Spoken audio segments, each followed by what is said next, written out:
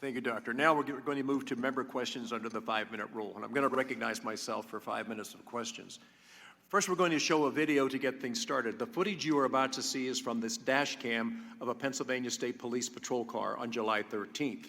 This footage has never been released to the public, and it has been edited to show relevant parts. The video, as you will see from the timestamp in the upper right-hand corner, begins at 18:08 or 8 minutes after 6 p.m.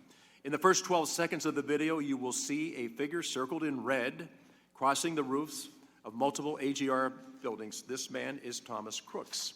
You will then see the patrol car begin moving toward the AGR buildings, and we lose sight of Crooks, but about 19 seconds into the video, he reappears. Again, we have circled him in red before we lose sight of him at about 20 seconds later. Now, we cut the video for length so it picks up at about a minute and a half later at 6:10 p.m. and 38 seconds. Here you will see law enforcement around the AGR building. At this point, all law enforcement entities staffing the rally are aware that there is an individual on the roof of AGR, but they do not know he is armed. Behind the trees, you will see one officer attempting to lift another officer up onto the roof, and you will see that officer pull himself up and look to the left. According to that officer's interview with the task force, he sees Crooks with the long gun, and Crooks turns and points the weapon in his direction. The officer then falls to the ground, injuring his ankle, and radios that the man on the roof is armed at 11 minutes after 6. That portion of the video ends here. We know that the first shot from Crooks is fired just 32 seconds later. We will play the video now.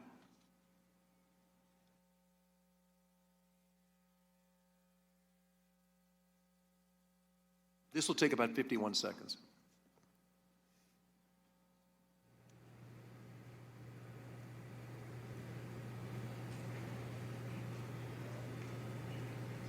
There's no one in.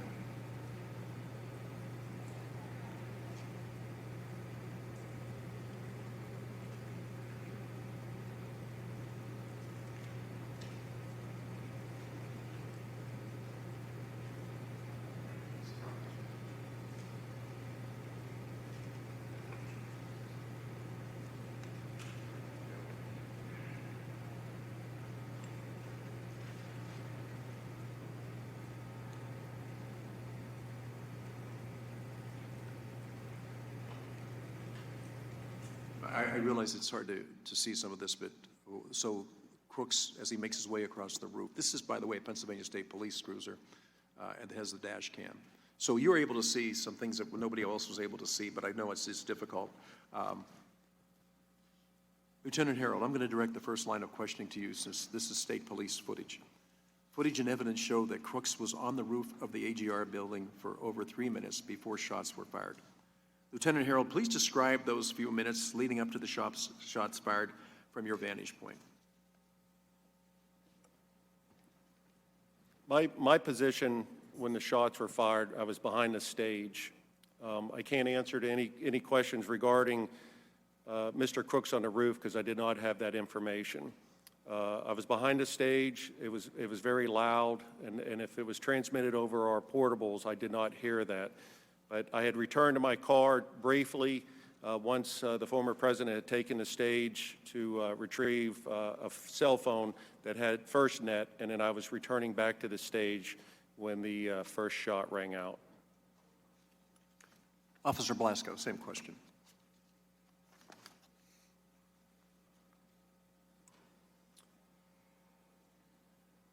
At that time, I was at Brady Paul, and I was working my way over to the AGR building to assist other Butler Township units with looking for Crooks. As I got to the water tower, I parked underneath the water tower and began to make my way to AGR. That's when the shots rang out. Thank you. Commander Lenz, you were reportedly the first person to call out shots fired over the radio. Were you aware that someone was on the roof or that he was armed prior to the shots being fired? Also, please describe those few minutes leading up to shots fired from your vantage point. For the first two questions, yes, I was aware through radio traffic that there was somebody on the roof and also that he was armed. The first report that there was somebody on the roof came on a different radio channel than the tactical units were operating, which would be PD Ops 3, and that transmission at 18:08 and 20 seconds is somebody's on the roof.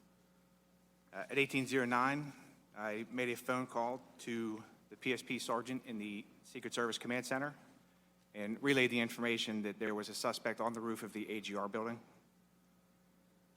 There was some additional radio traffic from the Butler Township police units, and at 18:11:03 hours on that PD Ops 3 channel, again, not the channel the tactical units were operating, is the Butler Township unit that reports he is armed. I believe he says, "I see him, he's laying down, and he has a long gun." So my actions for that, at that point, the gentleman on the roof clearly is a threat, and I radioed to our quick reaction force to deploy them to the AGR complex to begin to address that threat. Prior to me finishing that radio transmission, you can hear the shots being fired through my open microphone. Okay. You know, I have a problem going back to the actual sighting of Mr. Crooks more than once, and way before 11 minutes after 6. I think that one of the things is the panel has heard from different people at different times is of the thousands of people that were on the grounds that day, there is repeatedly one person that keeps standing out in the back and forth, all the different communication. And it is, in fact, Thomas Crooks that they're talking about. So we knew there was somebody that was very suspicious. We also knew there was somebody that we weren't able to actually come in contact with, and we kept losing contact with him. We saw him with a rangefinder. We saw him doing things that were not probably in line with what people go to a rally for. And I think that I'm constantly going to be wondering at what point did somebody say, we're not sure the area is secure and safe? There's enough understanding before that. The way you all responded, I think, was incredible. I want to thank you for that, but I still can't understand. Of all the different people that were on the grounds that day, thousands of people, there's only one consistent person that they identify, and it is ultimately the shooter. So I don't believe the grounds were safe and secure that day. I'm just trying to understand is what it was or what it would have taken for somebody to say, keep Mr. Trump inside until we clear this up. Now, Commander Lenz, because you and I have had not just minutes but hours together, and a couple of days we'll be going a deep dive to what happened. Do you feel that the Secret Service adequately prepared you and your men for July 13th? I believe I can answer the tasks that they had given us, which would be to provide 2 counter-assault teams, 2 sniper teams, and a quick reaction force. We were certainly prepared for the missions that they had given us.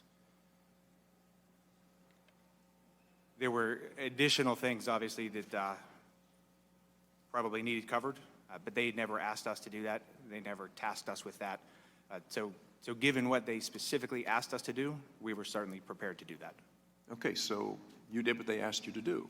But looking back at it now, the question is, did they clearly identify what it is that they expected of you or what you could have been responsible for? Mr. Blasco, same question. So I took my direction from Commander Lenz, and of the things that we were asked to do from my direction from Commander Lenz for the pre-planning stages for the sniper teams, I would feel that I did what was requested of me from Commander Lenz. Okay, so hindsight's always 20/20. Looking back on that, do you think you were adequately prepared for what it is that ultimately happened? There's always things that you think that you can do better, but with the information that we had, I believe that we did the very best that we can, or we could. Lieutenant Harold, you feel the Secret Service adequately prepared you and your men for the event? The Secret Service, after meeting with them at the site and going through what they requested PSP to do, was primarily the security of the farm show inside the fence line. So adequate troopers, I had 30 troopers inside that fence line once the motorcade arrived, and I feel that with them being the lead and we were in a request assist function, we provided what they asked for, and we secured the inner perimeter of the farm showgrounds. Yeah, I think with local law enforcement, I think you did everything that you were tasked to do that day. But looking back and looking at the game films and say, you know what, there probably were other things we should have been clued in on from that. Just ask all of you, when did you first meet with Secret Service and understand what your role was going to be that day? Looking at July 13th and working backwards from that Friday, Thursday, Wednesday, Tuesday, when did we get together to find out what we should do that day?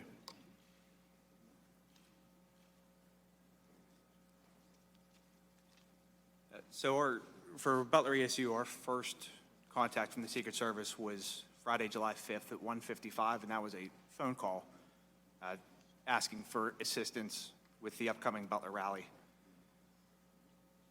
We then had a police planning meeting that was on July 8th, 2024 in Allegheny County. And during that meeting is where they relayed the information specific to their request. And at that point for Butler ESU, that was 2 counter-assault teams and a quick reaction force. Commander, tell me, where did that meeting take place?